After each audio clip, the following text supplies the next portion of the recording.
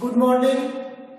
आज हम एक्सरसाइज 2.3 के अंदर क्वेश्चन नंबर 2 करेंगे। कल हमने क्वेश्चन नंबर 1 पूरा कर दिया था और क्वेश्चन नंबर 1 था हमें px का मान दे रहा था और उसके अंदर भाग भी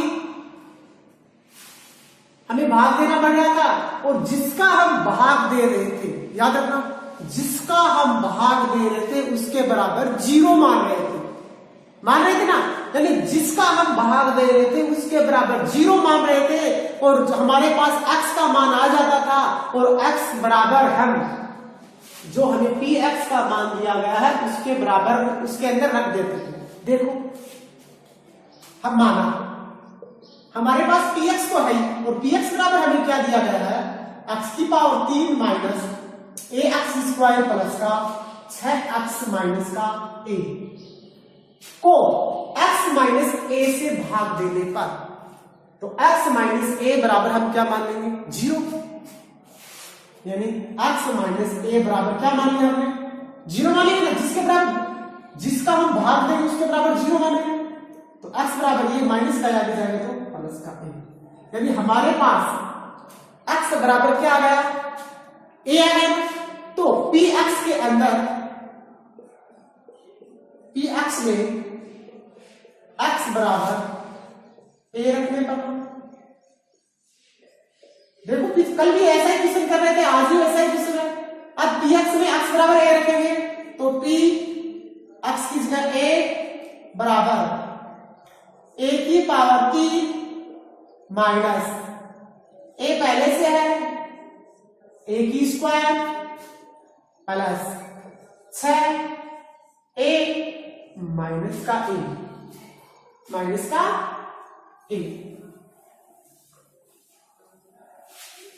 इसे मिटा देता हूं। अब देखो pa बराबर ये तो a की पावर 3 है। अब देखो a स्क्वायर को a से गुणा करेंगे, देखो ये ऐसे तो है ना, ये गुणा में तो है और जब आधा समान गुणा का निशान उगाते क्या हो जाती है, जुड़ जाती है, तो a की पावर कितनी हो जाएगी 3 ना, यानी 2 और 1 3 माइनस a की पावर 3 प्लस 6 को a से गुणा करेंगे तो 6a और माइनस का a की पावर 3 से a की पावर 3 क्या होगी कैंसिल, क्योंकि एक तो प्लस का आ गए थे माइनस का। अब pa बराबर 6a में से a चला जाएगा तो 5a और हमारे पास शेषफल क्या आ गया, अतः शेषफल हमारा क्या होगा, शेषफल बराबर 5a, हमारा शेषफल कितना होगा 5a।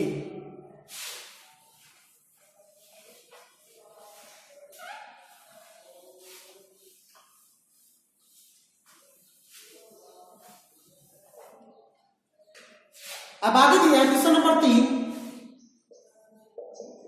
क्वेश्चन नंबर 3 है जांच कीजिए कि, यानी जांच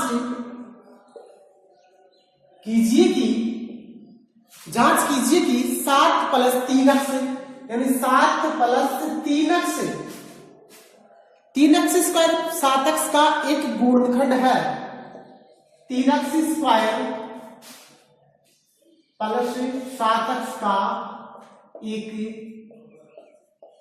गुणनखंड है, एक गुणनखंड है। देखो जो पीछे वाला क्वेश्चन था ना वैसा का वैसा क्वेश्चन, सिर्फ लैंग्वेज चेंज की इसकी। इसने क्या दे दिया कि एक गुणनखंड ये दे दिया, एक गुणनखंड ये दे दिया।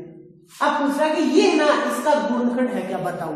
देखो गुणनखंड का मतलब क्या होता है, जैसे एक तो 5 दे दिया, एक दे दिया 25, मैं पूछूं 5 का 25 का गुणनखंड है, यानी जब हम 5 का 25 में भाग देंगे तो शेषफल 0 आना चाहिए, यानी 25 के अंदर हम 5 का भाग देंगे तो शेषफल कितना आना चाहिए 0, और शेषफल क्या आएगा 0। अतः 5 25 का क्या है, एक गुणनखंड है। तो इसी प्रकार हमें बता रहा है जब इसके अंदर हम इसका भाग देंगे तो हमारा शेषफल क्या आना चाहिए 0। यदि शेषफल 0 आता है तो ये गुणनखंड है, अन्यथा ये गुणनखंड नहीं है। तो जब हम भाग देते हैं तो हम देखो 7 प्लस 3x बराबर क्या मान लेंगे 0 ना, यानी 7x प्लस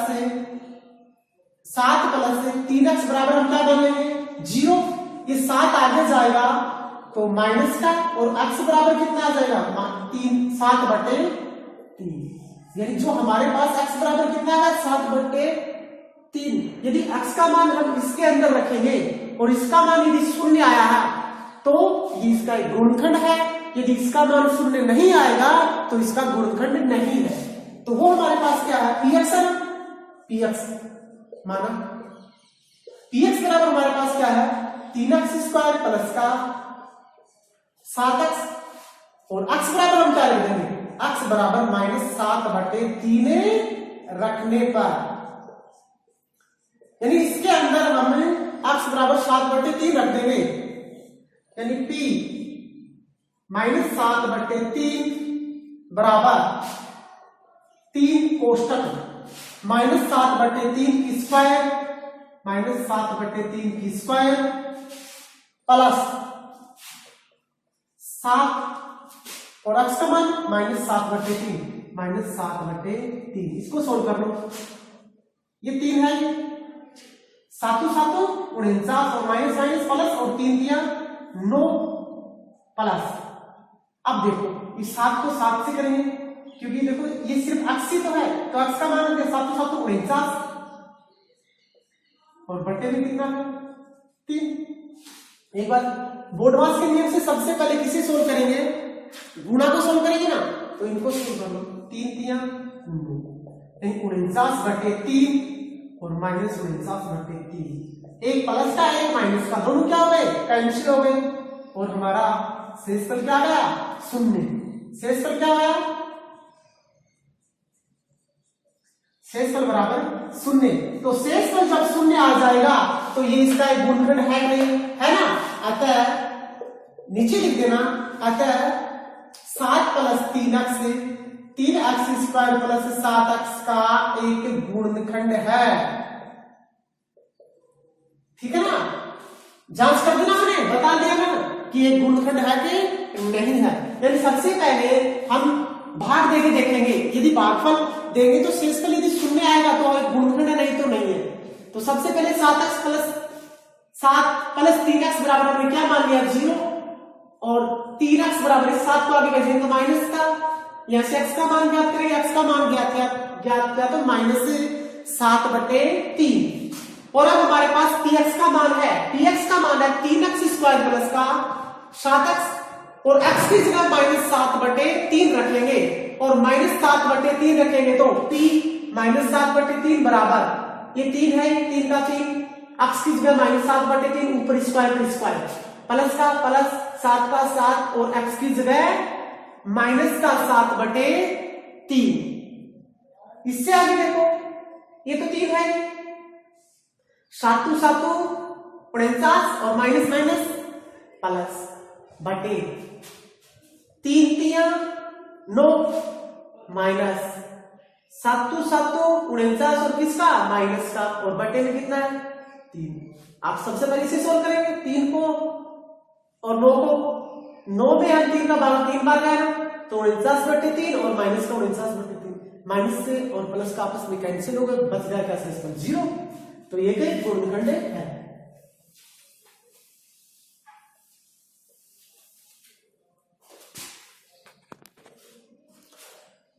अब देखो, अब एक क्वेश्चन हो रहा है कि 7 + 3x 3 माइनस 7x का एक गुणनखंड है या नहीं। देखो जो पीछे वाला क्वेश्चन क्या था उसमें क्या था स्क्वायर, जो पीछे वाला क्वेश्चन था इसमें क्या था स्क्वायर, और यहाँ पे क्या आ गया क्यूब।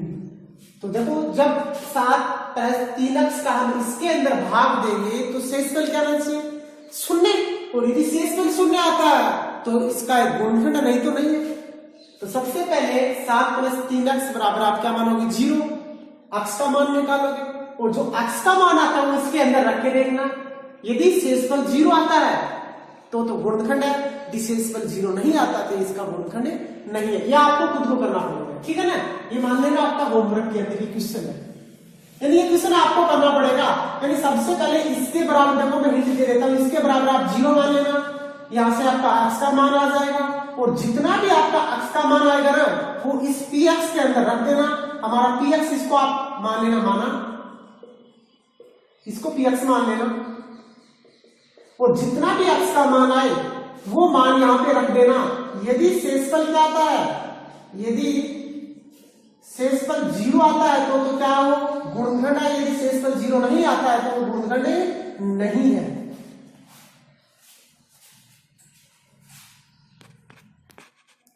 यानी हमारी एक्सरसाइज 2.3 खत्म हो गई थी। अब 2.4 और क्वेश्चन नंबर फर्स्ट। तो जो पीछे वाला क्वेश्चन क्या था ना, वैसा का वैसा क्वेश्चन इसमें है। बताइए कि निम्न बहुपदों में से किस बहुपद का एक गुणनखंड x प्लस 1 है। यानी मान लीजिए इसमें x की पावर 3 प्लस x की पावर 2 प्लस x प्लस 1 का एक गुणनखंड x प्लस 1 है या नहीं, है या नहीं। और ये है फर्स्ट में फर्स्ट। इसी प्रकार से हमें 4 क्वेश्चन दिए गए हैं, और चारों क्वेश्चन के अंदर x प्लस 1 बराबर पूछ रहा है कि x प्लस 1 गुणनखंड है या नहीं। तो सबसे पहले जब हम गुणनखंड ज्ञात करेंगे तो x प्लस 1 बराबर हम क्या मान लेंगे, यानी x प्लस 1 बराबर 0 मान लेंगे ना। x प्लस 1 बराबर 0, तो x बराबर माइनस का 1 और x माइनस का 1 px में रख देंगे ना। यानी px बराबर तो हमने माना, px बराबर तो हमारे पास दिया गया x की power 3 plus x square plus x plus 1। तो x बराबर माइनस का 1 रखने पर रख दो, p माइनस का 1 बराबर माइनस के 1 की क्यूब प्लस माइनस के 1 की स्क्वायर प्लस माइनस का 1 और प्लस का 1 की क्यूब, तो माइनस का 1 रहेगा क्योंकि 1 की क्यूब 1 ही और माइनस का माइनस प्लस 1 1 1 और माइनस माइनस प्लस, ये भी माइनस का 1 वो प्लस का 1, ये कैंसिल, ये आपस में कैंसिल, और शेष पर क्या आ गया 0, और शेष पर 0 आ जाता था। इसका एक गुणनखंड है। अब क्वेश्चन नंबर फर्स्ट के अंदर सेकंड है x की पावर 4 प्लस x की power 3 plus x square plus x plus 1 का x प्लस 1 गुणनखंड है या नहीं। तो हम सबसे पहले x प्लस 1 बराबर क्या मानेंगे 0, और x बराबर कितना आ गया माइनस का 1। ये हमारे पास px है ना, माना px तो हमारे पास क्या है, px हमारे पास x की पावर 4 प्लस x की power 3 plus x square plus x plus 1।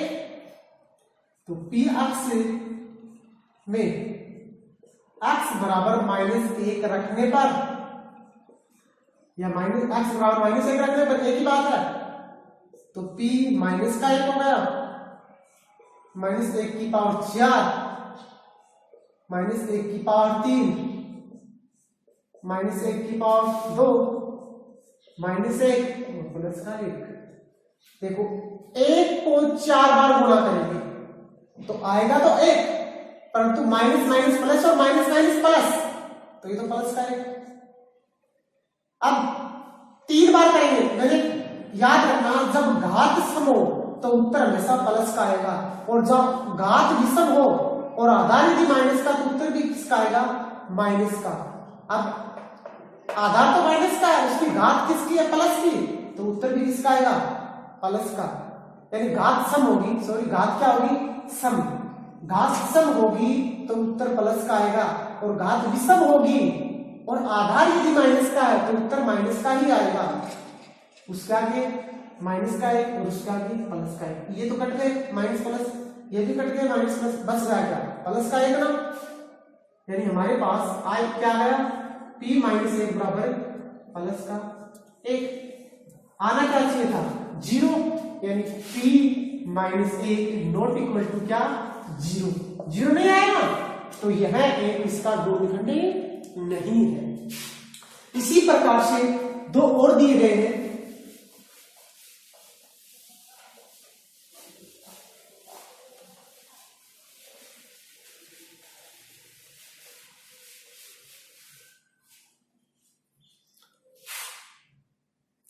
तीसरा तीसरा आपको करना है, उतार लो, x की पावर 4 प्लस 3 x की power 3 plus 3 x square plus x plus 1 का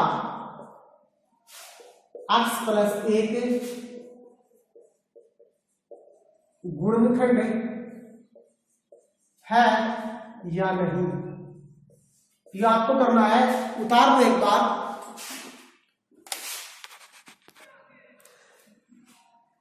क्वेश्चन नंबर 1 में चौथा है x की power 3 minus x square minus कोष्टक 2 प्लस रूट 2 कोष्टक 1 और बाहर x दिया गया है प्लस रूट 2 का x प्लस 1 गुणनखंड है या नहीं।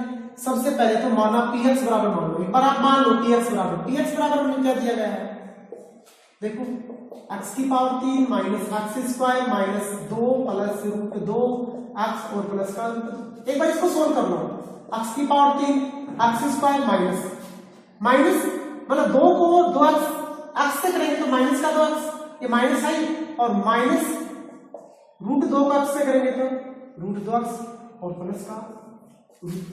यानी जब इसको सोल्व किया तो ये आया, और अब पूछ रहा है का x प्लस 1 गुणनखंड है या नहीं, तो हम क्या मान सकते हैं, x प्लस 1 बराबर 0, x बराबर माइनस का 1, पता चल रहा है कैसे, तो px में x बराबर माइनस 1 रखने पर, यानी px के अंदर हम क्या रख देंगे, x माइनस x बराबर माइनस का 1, यानी px के अंदर रख देंगे x माइनस का 1, तो माइनस का 1 बराबर माइनस के 1 की क्यूब माइनस 1 की square minus 1 minus 1 plus root 2।